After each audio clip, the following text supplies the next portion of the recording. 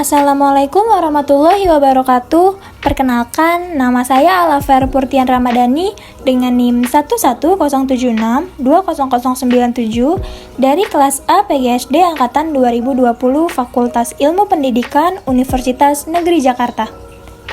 Pada kesempatan kali ini, saya akan menyampaikan infografis mata kuliah konsep dasar PPKN SD yang diampu oleh Bapak Dr. Otip Satibi Hidayat, MPD, yang telah saya buat dalam rangka memenuhi tugas ujian akhir semester.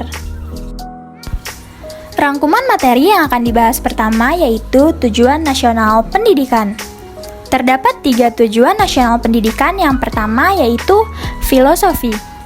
Filosofi adalah argumentasi secara ilmiah atau latar belakang mengapa suatu pelajaran itu dipelajari yang dimulai dari kelas 1 SD. Yang kedua ada SKL atau Standar Kompetensi Lulusan. SKL yaitu sebuah indikator atau ukuran yang berlaku nasional yang harus dipenuhi anak untuk menentukan apakah anak itu naik kelas atau anak lulus. SKL berisi kompetensi inti dan kompetensi dasar per jenjang setiap semester. Yang ketiga ada kurikulum. Kurikulum 2013 memiliki 5 muatan pelajaran, termasuk di dalamnya muatan pelajaran PPKN. Materi selanjutnya yaitu 9 tujuan pendidikan nasional sesuai dengan Undang-Undang Republik Indonesia Nomor 20 Tahun 2003 tentang Sistem Pendidikan Nasional yang akan dikaitkan dengan karakteristik PPKN SD. Yang pertama ada beriman dan bertakwa. Anak didik harus beriman dan bertakwa. Keimanan dan ketakwaan ada pada Pancasila sila pertama. Artinya, karakteristik PPKN punya irisan dengan indikator tujuan pendidikan yang pertama. Yang kedua yaitu berakhlak mulia. Karena PPKN berkaitan dengan karakter moral dan budi pekerti, maka dalam kompetensi inti 1 dan 2 dan kompetensi dasar 1 dan 2 terdapat tanggung jawab muatan PPKN, yaitu sikap spiritual dan sikap sosial. PPKN juga tidak hanya mengajarkan tentang pemerintahan saja, tetapi PPKN juga mengajarkan tentang moral, karakter, budi pekerti, dan akhlak mulia. Yang ketiga ada sehat. Sehat lahir, batin, jasmani, dan rohani. Yang keempat ada berilmu. Berilmu bertujuan agar anak yang tadinya tidak paham dengan hak dan kewajiban menjadi paham apa itu hak dan kewajiban. Yang kelima yaitu cakap. Tujuan nasional dilakukan dengan membentuk manusia-manusia yang cakap, terampil, ahli, atau memiliki kemampuan secara nyata.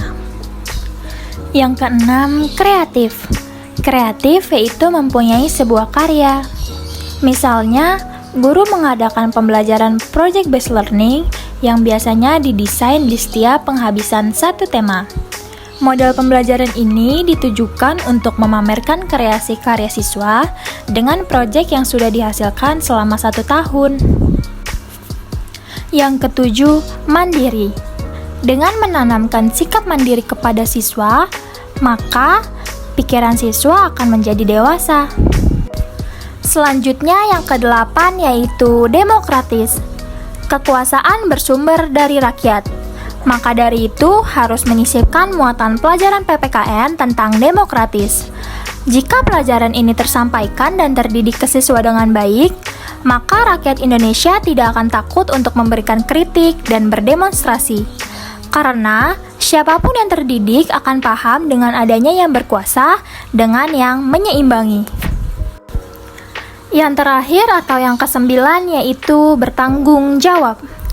Bertanggung jawab yaitu anak disadarkan melalui pendidikan selama 6 tahun dan termasuk di dalamnya mengenai pendidikan Pancasila dan kewarganegaraan, bahwa anak harus mempunyai rasa tanggung jawab dalam bentuk dia mengetahui resiko dari kehidupan.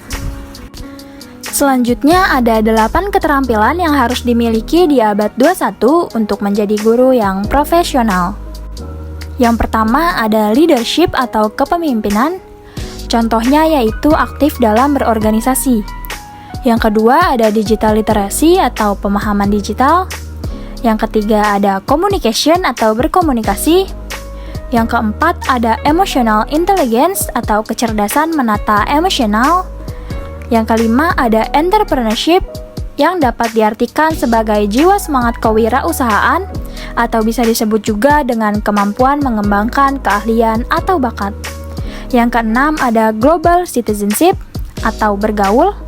Bergaul dalam artian menjadi warga negara dunia yang bukan hanya menjadi warga negara saja. Yang ketujuh ada problem solving atau kemampuan memecahkan masalah. Dan yang terakhir kedelapan yaitu ada teamworking atau keterampilan untuk siap bergabung dan siap bekerja sama dengan siapapun. Yang terakhir yaitu analisis kurikulum. Berdasarkan hasil analisis kurikulum muatan PPKN SD kelas 6 semester 2 pada tema 8 Bumiku, subtema 1 perubahan waktu dan pengaruhnya, dapat disimpulkan bahwa pada domain spiritual, konsep dasar PPKN SD ialah memahami makna dari kewajiban menjaga lingkungan sebagai warga negara dalam menjalankan agama yang dianutnya. Pada domain sosial, konsep dasar PPKN SD ialah menjalankan hak dan kewajiban sebagai warga negara untuk lingkungan yang bersih sebagai wujud cinta tanah air. Pada domain pengetahuan, konsep dasar PPKN SD ialah seluruh warga negara Indonesia berhak mendapatkan pendidikan yang bermanfaat bagi kehidupannya kelak. Pada domain keterampilan, konsep dasar PPKN SD ialah menjalankan kewajiban sebagai warga negara dalam menjaga kebersihan dan kesehatan lingkungan di tempat tinggal mereka. Berdasarkan hasil analisis tersebut, dapat disimpulkan bahwa adanya keterkaitan antara isi kurikulum dengan karakteristik PPKN SD yang berhubungan dengan tujuan nasional pendidikan.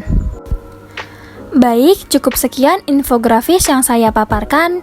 Semoga video ini dapat bermanfaat bagi siapa saja yang menontonnya. Kurang lebihnya mohon maaf. Wassalamualaikum warahmatullahi wabarakatuh.